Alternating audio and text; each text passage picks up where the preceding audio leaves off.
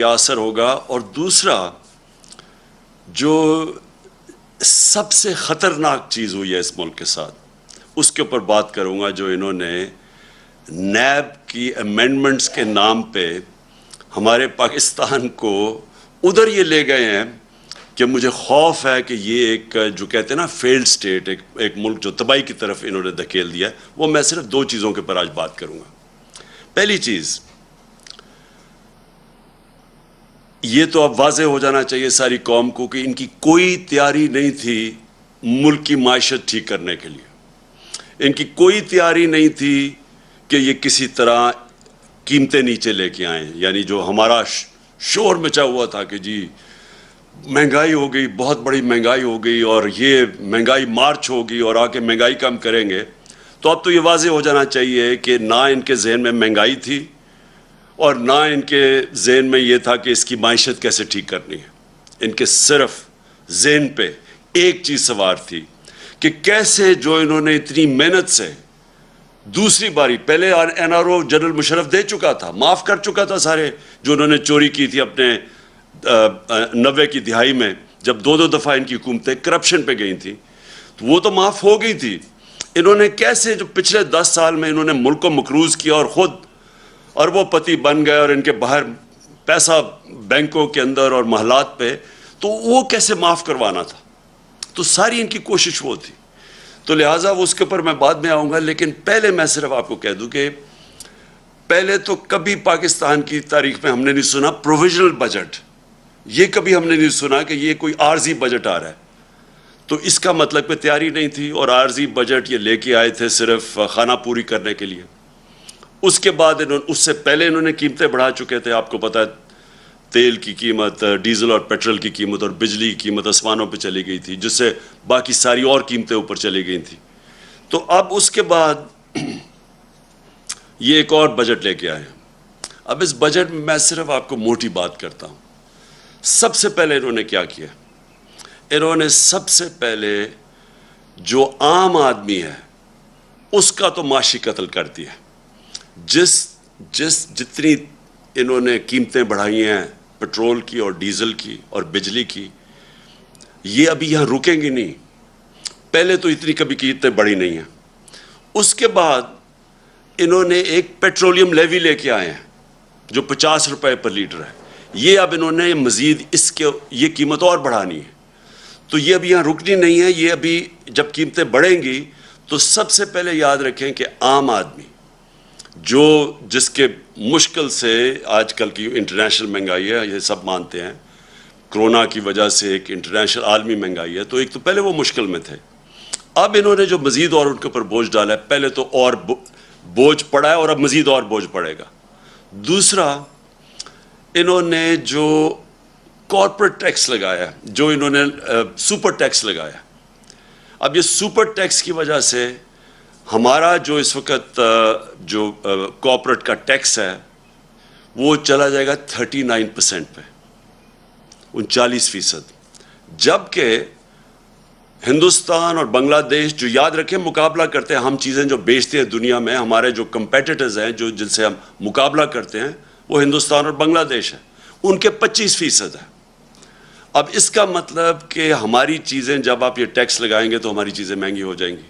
اوپر سے بجلی ویسے مہنگی ہو گئی، گیس 45% ویسے مہنگی ہو گئی، اور جو ڈیزل اور پیٹرول، کیونکہ ڈیزل اس لیے کیونکہ لوڈ شیڈنگ اتنی زیادہ ہے، لوڈ شیڈنگ کی وجہ سے انڈسٹری کو چلانی پڑتی ہے جنریٹرز پہ. تو وہ سارا جو اب ان کا جو کاسٹ ہوگا جو چیزیں بنانے کی، مینوفیکچر کرنے کی، وہ مہنگی ہو جائیں گی. اس کا اثر آئے گا بے روزگاری کے اوپر، کیونکہ سب سے زیادہ جو روزگار دیتی ہے وہ انڈسٹری دیتی ہے. تو انڈسٹری کے اوپر جب ٹیکس لگے گا کمپیٹ نہیں کرے گی. اور ابھی کئی انڈسٹریز میں بے روزگار کرنا شروع کر دیا لوگوں کو. تو یہ مزید آگے اور بڑھے گا، یہ جو انہوں نے سپر ٹیکس لگایا ہے. اور یہ آپ کے سامنے ہے اسٹاک مارکیٹ کے اوپر اس کا جو اثر گیا ہے، جو بزنس کمیونٹی پہ گیا ہے، اور اس کے علاوہ جو گیا ہے روپے کے اوپر. روپیہ پہلے تھوڑا سا سن کے کہ جی باہر سے امداد آ رہی ہے تو اس سے تھوڑا روپیہ جو مضبوط ہوا تھا وہ پھر نیچے چلا گیا. تو اور تیسری چیز جو ہمارا زراعت کے اوپر ملک سارا جو ہمارا ملک تو ڈپینڈ کرتا ہے اس کا کہ زراعت جب اوپر جاتی ہے تو سارے 60% پاکستان کو فائدہ ہوتا ہے. تو اب انہوں نے جو ڈیزل کے اوپر جو ڈیزل مہنگا ہوا اور جو لوڈ شیڈنگ ہے اس کا سب سے بڑا اثر ہمارے کسانوں پہ پڑنے والا ہے اور اس کے پاکستان کی پیداوار کے اوپر. تو ایک طرف سیلریڈ کلاس جس سیلریڈ کلاس کو انہوں نے پہلے چھوٹ دی تھی جو 1 لاکھ روپیہ مہینہ سے زیادہ تنخواہ تھی ان کو پہلے چھوٹ دی اور 1 لاکھ سے کم یعنی 50,000 روپے کا اب نیچے سلیب لے آئیں یعنی 1 لاکھ سے 50,000 روپے آ گئے. پہلے انہوں نے کہا تھا کہ 1 لاکھ تک چھوٹ ملے گی. 50,000 روپے مہینے پہ بھی ٹیکس آ گیا ہے. 1,00,000 روپے مہینے سے جو زیادہ ہے ان کا ٹیکس ڈبل کر دیا. تو پہلے جو تنخواہ دار طبقہ مشکل میں تھا اس کے اوپر مزید اور ٹیکس بڑھا دیا. اور اس سے کیا ہوگا؟ اس سے لوگ مجبور ہوں گے ٹیکس کی چوری پہ. جو ہم نے اتنی مشکلوں سے پاکستان میں بڑی دیر کے بعد ریکارڈ ٹیکس اکٹھا کیا تھا اور ریکارڈ ٹیکس اکٹھا کا مطلب یہ کہ کبھی پاکستان سوچ نہیں سکتا تھا. ہمیں تانے دیے جاتے تھے کہ 6,000 ارب روپیہ آپ ٹیکس کیسے اکٹھا کریں گے. اس سے زیادہ ہم نے کیا اور ہمارا میں آپ کو گارنٹی کرتا ہوں کہ جو ہم قدم اٹھا رہے تھے ہم 8,000 ارب اور اس سے بھی آگے جانا تھا اس سے اگلے سال. وہ کیسے؟ ہم وہ جو موجودہ لوگ ہیں انہی کے اوپر بوجھ نہیں ڈالنا چاہتے تھے. ہم ٹیکس بیس بڑھانا چاہتے تھے اور اس کا طریقہ کیا تھا کہ ہم نے بڑی مشکلوں سے نادرا کے ساتھ مل کے آئیڈینٹیفائی کیا کہ 4,30,00,000 گھرانے تھے 4,30,00,000 جو ٹیکس نہیں دیتے تھے.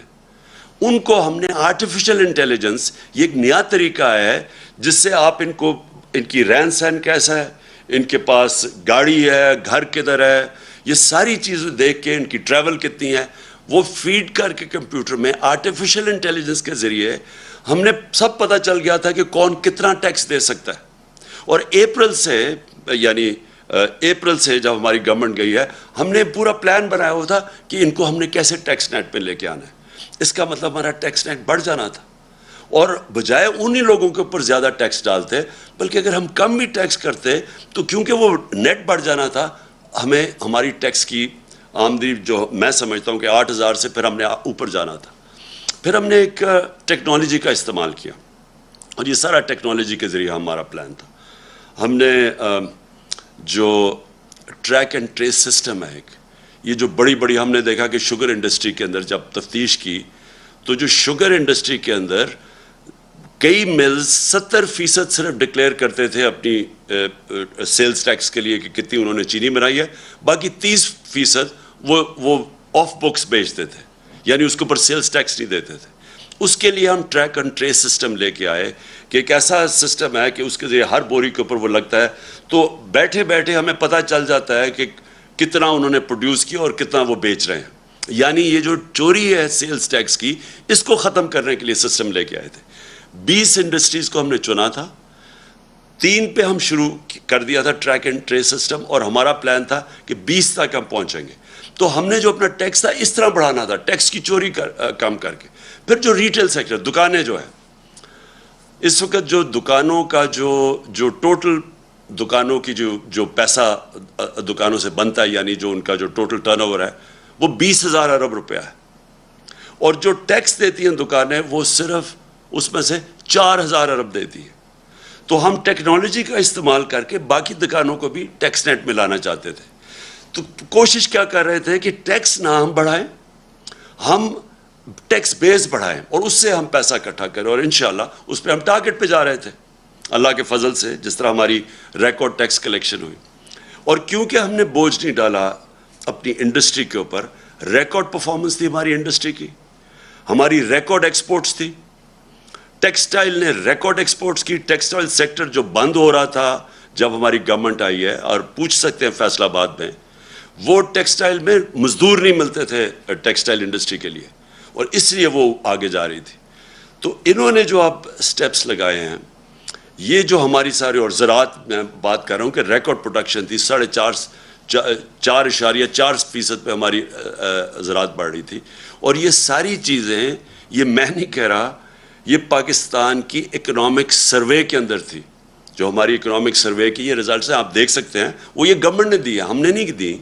اس گورنمنٹ نے جو اکنامک سروے ہے اس کے اندر یہ سب کچھ لکھا ہوا ہے. سروس سیکٹر بڑھ رہا تھا, انڈسٹری بڑھ رہی تھی, زراعت بڑھ رہا تھا, آئی ٹی ایکسپورٹس بڑھ رہی تھی, جو فیوچر ہے پاکستان کا ٹیکنالوجی کی, آئی ٹی کا, جو ہم نے بڑے انسینٹیوز دیے تھے. تو ادھر سے انہوں نے آ کے جب سے یہ آئے, پہلے تو پھر سے میں کہتا ہوں تیاری نہیں تھی, مارکیٹ کو پتہ چل گیا ان کی تیاری نہیں ہے, روپے تیزی سے گرنا شروع ہو گیا. 178 روپیہ ڈالر تھا جب انہوں نے نو کانفیڈنس موشن کی ہے, اس کے بعد وہ گر کے آج 210 212 کے قریب ہے. اور اس کی ابھی اثرات آنے ہیں. میں پھر سے آپ کو کہہ رہا ہوں کہ جب روپیہ گرتا ہے تو اور جتنی چیزیں باہر سے لیتی وہ اور مہنگی ہو جاتی ہے. روپیہ گرا, سٹاک مارکیٹ گری, مارکیٹ نے سمجھ گیا ان کا کوئی پلان نہیں ہے, اور اس کے بعد ریکارڈ مہنگائی بھی ہوئی. اور اب یہ جو بجٹ دیا ہے اس سے آپ یہ سمجھ لیں کہ ابھی مہنگائی نہیں صرف ہونی, صرف اس سے جو تنخواہ دار اور جو موجودہ ٹیکس پیئرز ہیں ان کے اوپر ہی نہیں بوجھ آنا, اس سے ہمارے روزگار کے اوپر فرق ہوگا. یہ بھی میں آپ کو کہہ دوں کہ ہمارا جو روزگار تھا یہ پیپلز پارٹی اور نون لیگ کی حکومتوں سے سب سے بہتر پرفارمنس تھی روزگار کی. بلکہ جو ورلڈ بینک کی رپورٹ ہے, سارے بر صغیر میں کرونا کے بعد جو ملک میں سب سے زیادہ روزگار تھا یا سب سے کم بے روزگاری تھی وہ پاکستان تھا. اس سے بے روزگاری بھی بڑھے گی, اور اس سے ہماری انڈسٹری متاثر ہوگی, اس سے ہماری زراعت متاثر ہوگی, اس سے ہمارا جو سیلری طبقہ ہے اس کے اوپر بوجھ پڑے گا. اور میں جو دوسری اب میرا جو پہلو ہے اس میڈیا کا آپ سے بات کرنے کا وہ یہ ہے کہ دیکھیں, یہ تو انہوں نے بجٹ کے اندر لوگوں کے اوپر مشکلات آ گئی, لیکن جو انہوں نے جو امینڈمنٹس کی ہیں نیب کے قانون میں, آج ہم سپریم کورٹ میں وہ گئے ہیں اور چیلنج کرنے کے لیے. لیکن اگر یہ خدا نہ خواستہ, اور مجھے پورا اعتماد ہے اپنی عدلیہ کے اوپر کہ وہ یہ ظلم نہیں ہونے دیں گے پاکستان کے اوپر, کیونکہ اگر یہ کامیاب ہو گئے اس چیز پہ, میری آج ایک آپ بات یاد رکھ لیں کہ کوئی پاکستان کو دشمن کی ضرورت نہیں ہے. یہ جو کرنے جا رہے ہیں یہ ملک کی تباہی ہے.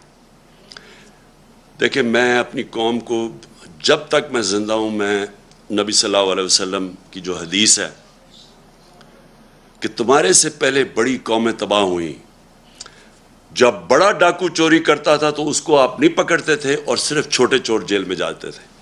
یہ جو انہوں نے امینڈمنٹس کی ہیں یہ صرف اور صرف اس ملک کی تباہی ہے, کیونکہ انہوں نے چھوٹ دے دی ہے سارے بڑے ڈاکوؤں کو.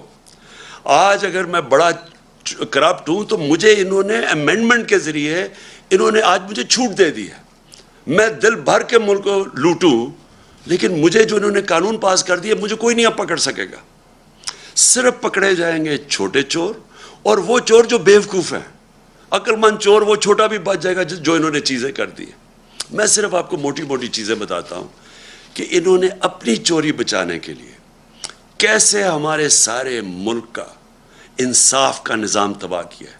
سارا جو احتساب کا نظام ہے اس کی قبر کھود دی ہے انہوں نے, بلکہ انہوں نے پاکستان کے مستقبل کی اس کے سامنے وہ اندھیرے میں آپ.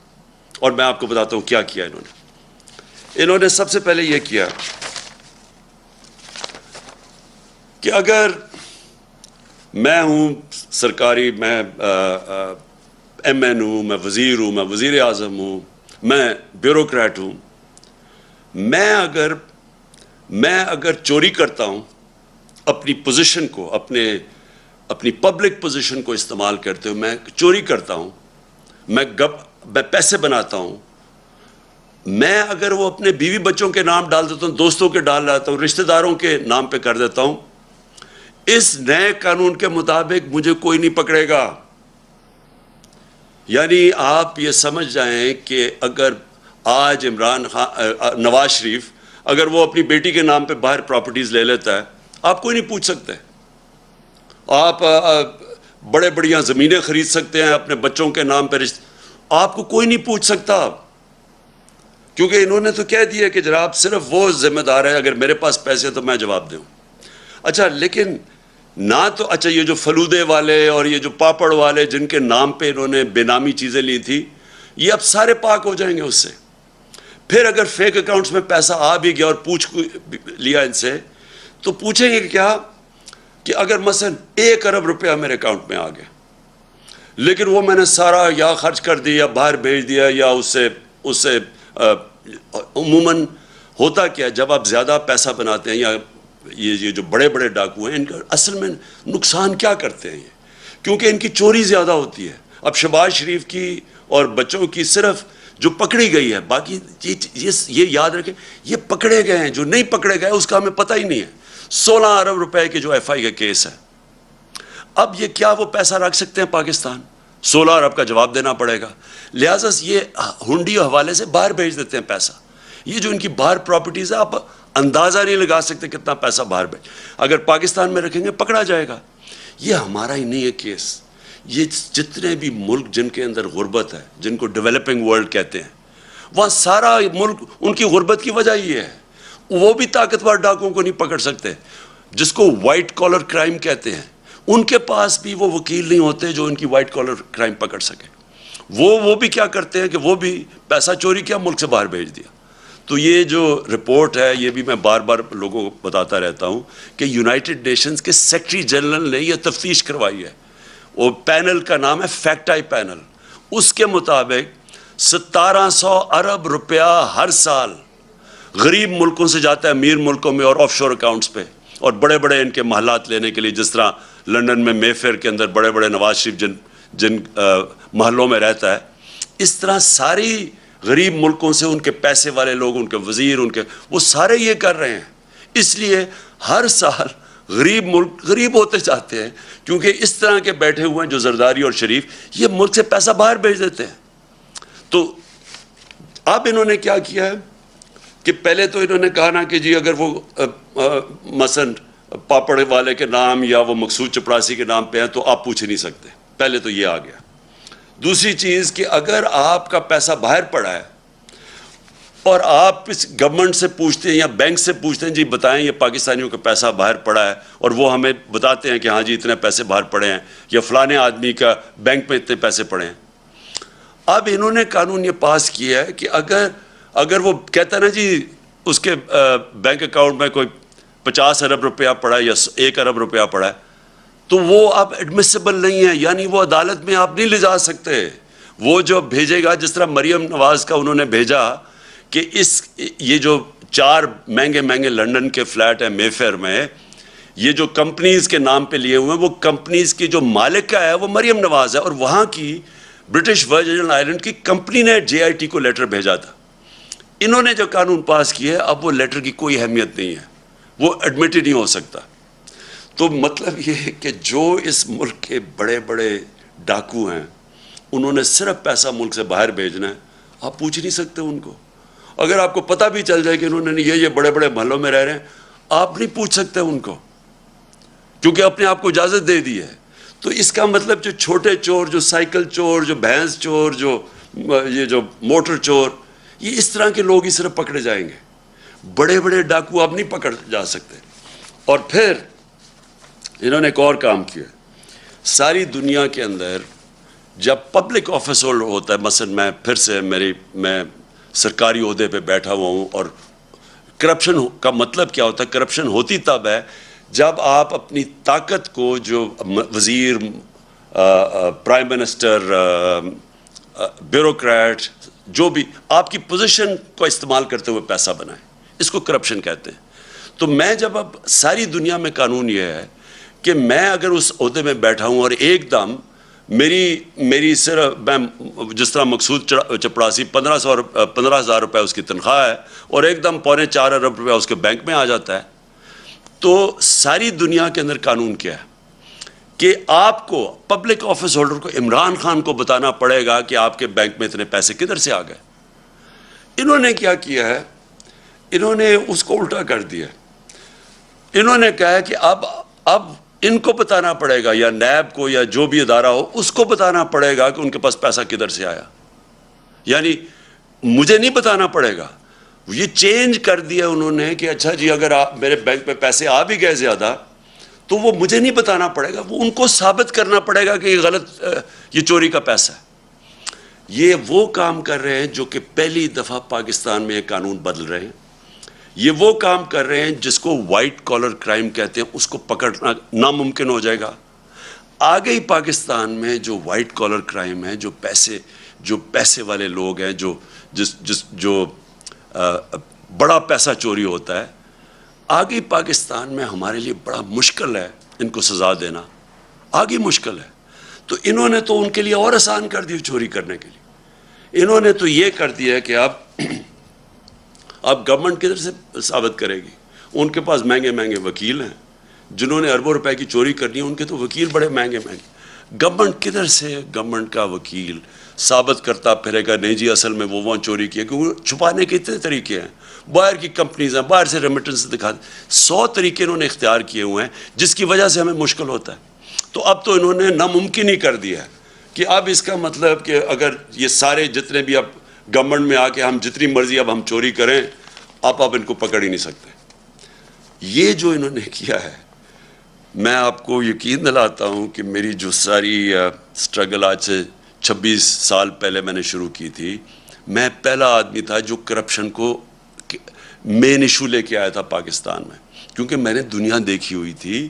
کسی بھی دنیا کا ملک جس کے اندر کرپشن ہوتی ہے, ہائی لیول کی کرپشن, دیکھیں 2 لیول کی کرپشن, ایک تو نا چھوٹے لیول کی کرپشن ہے, پٹواری نے پیسے لے لیے, اس نے لے لیے, تھانے دار نے پیسے لے لیے, ایک تو وہ کرپشن. ایک ہے جب وزیر اور اس کے پرائم منسٹر یا اس کے صدر, جب طاقتور لوگ کرپشن کرتے ہیں وہ زیادہ پیسہ چوری کرتے ہیں. چھوٹے لوگوں کے پاس اتنا زیادہ پیسہ چوری کرنے کی ہوتی نہیں, ہوتے ہیں کئی کرتے بھی ہیں, لیکن اصل جو ملک کو تباہی ہوتی ہے وہ بڑے بڑے لوگ جب پیسہ چوری کرتے ہیں, اور وہ چوری کر کے مجبوری سے پیسہ باہر بھیجنا پڑتا ہے کیونکہ ملک میں پکڑے جائیں گے. اب جب یہ کر دیا انہوں نے, جو ایک نیب جس کا کام تھا کہ ان لوگوں کو پکڑنا, کیونکہ اس کے پاس انہوں نے سارے قانون بنائے ہوئے تھے اس کو پکڑنے کے لیے, انہوں نے وہ سب کچھ ختم کر دیا. اپنے آپ کو بچانے کے لیے انہوں نے ملک کے اندر دروازے کھول دیے چوری کے. اس وقت آپ کسی بھی طاقتور کو نہیں پکڑ سکتے جو بڑی پیسے چوری کرے. اور پہلے ہی جس طرح میں نے کہا مشکل تھا, لیکن ایک اور کام کیا انہوں نے ایک اور کام کیا ہے کہ یہ جو قانون بنایا ہے یہ 99 سے بنایا ہے. جو 99 کے بعد جتنے بھی کیسز ہیں وہ انہوں نے کیا وہ اس میں شامل ہیں. تو اس کا مطلب کہ جتنا ہمارے دور میں, یعنی ہمارے آنے سے پہلے 2018 سے پہلے کوئی 280 ارب روپے کا نیب نے پیسہ ریکور کیا تھا, ہمارے 3 سالوں میں 480 ارب روپیہ نیب نے ریکور کیا 3 سالوں میں. تو یہ جو پیسہ اب ریکور کیا ہے, اب یہ ہو سکتا ہے کہ کئی لوگ کہیں جی اب تو نیا قانون آ گیا, ہمیں وہ پیسے واپس کریں. جو ہم کوئی 160-180 ارب روپیہ مہینے کا ہمیں نیب سے ملک کو آ رہا تھا, اب تو وہ تو ختم ہو گیا نا, وہ تو اب نہیں ملے گا. لیکن وہی نہیں, وہ جو پہلے انہوں نے پیسے نیب نے لیے, ہو سکتا ہے یہ عدالت میں چلے جائے کہ جی ہمیں وہ بھی پیسہ واپس کرو. تو میں آخر میں اپنی قوم سے کہنا چاہتا ہوں کہ ہم اس وقت وہ فیصلہ کن وقت پہ کھڑے ہیں کہ یہ جو لوگ, یہ جو چور تھے جو 30 سال سے ملک میں پیسے چوری کر رہے ہیں, جو پہلے NRO 1 لے چکے تھے, اب آ کے یہ NRO 2 انہوں نے اپنے آپ کو دیا ہے.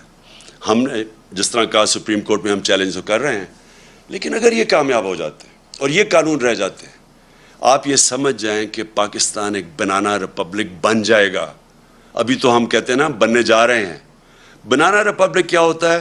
بنانا ریپبلک وہ ہوتا ہے جدھر طاقتور کے لیے ایک قانون ہوتا ہے اور کمزور کے لیے دوسرا. بنانا ریپبلک وہ ہوتا ہے جدھر رول آف لا نہیں ہوتا, یعنی قانون کی حکمرانی نہیں ہوتی, مائٹ از رائٹ ہوتی ہے, جس کی طاقت وہ جو مرضی کر لے. ادھر جا رہا ہے پاکستان.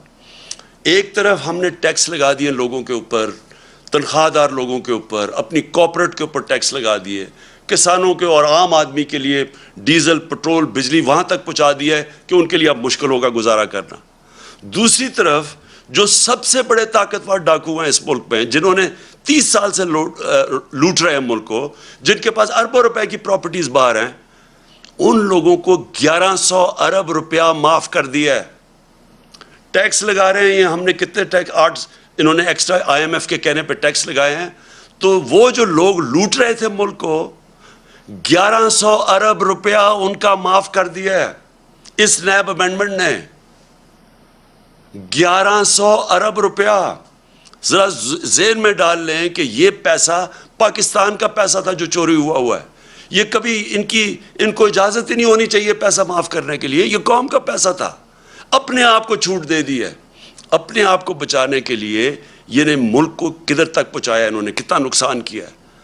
تو اس لیے ساری قوم کو میں آج ساری قوم سے اپیل کر رہا ہوں. میں اپنے لیے نہیں کر رہا, میں آپ کے اور آپ کے مستقبل, آپ کے بچوں کی, آنے والی نسلوں کے مستقبل کے لیے کہہ رہا ہوں کہ یہ ہے ٹائم ہم سارے پرامن احتجاج کریں اس کے خلاف. یہ ہمارا جمہوری حق ہے. ہمیں انہوں نے جب 25 مئی کو جب ہم نے پرامن احتجاج کیا تو جس قسم کے انہوں نے ہمارے اوپر تشدد کیا, یہ میں آپ کو یقین دلاتا ہوں کہ کسی جمہوری گورنمنٹ میں پاکستان کی تاریخ میں ایسے نہیں ہوا. اور میں آپ کو جنرل مشرف کے مارشل لاء کو کہتا ہوں, میں نے 8 دن جیل میں گزارے تھے. میں نے اس دور میں اس طرح کا ظلم نہیں دیکھا جو انہوں نے اب کیا. اور ایسے انہوں نے ظلم کیا صرف ایک وجہ سے, کیونکہ ان کو پتہ یہ سارا ایک سازش کے ذریعے آئے ہیں, ناجائز ہیں, انہوں نے چوری چھپانے آنا تھا. ان کا صرف ایک اب حربہ رہ گیا کہ لوگوں کو خوف پھیلائیں, ڈنڈے کے زور سے لوگوں کو دبائیں تاکہ لوگ چپ کر کے بیٹھ جائیں, کہ خوف زدہ ہو جائیں لوگ کہ جی ہر جگہ. اور لوگوں کو ٹیلی فون آتے ہیں, کبھی صحافیوں کو ٹیلی فون آ جاتا ہے ان نون نمبر سے, کبھی سوشل میڈیا کے لوگوں کو اٹھا کے 2 دن جیل میں ڈال دیتے ہیں خوف پھیلانے کے لیے. میرے اوپر کوئی 9 پتہ نہیں کتنی FIRs ہیں, صرف کہ کسی طرح ہم ڈر کے چپ کر کے بیٹھ جائیں. میں آج ساری قوم کو کہتا ہوں کہ آپ نے یہ خوف کا بت توڑنا ہے. یہ بہت بڑا بت ہے. یہ بت آپ کو غلام بنا دے گا. یہ بت, اگر آپ اس خوف کے بت سے کی پوجا کرنا شروع کر دیا آپ نے, تو یہ یاد رکھیں کہ آپ اپنے اوپر ظلم بڑھا دیں گے. یہ ظلم بڑھتے جائیں گے آپ کے اوپر, مہنگائی بڑھتی جائے گی, چوری بڑھتی جائے گی. ساری چوری کی قیمت آپ ادا کرتے ہیں. جتنا یہ اوپر بڑے بڑے ڈاکو چوری کرتے ہیں, آپ اس کی قیمت ادا کرتے ہیں.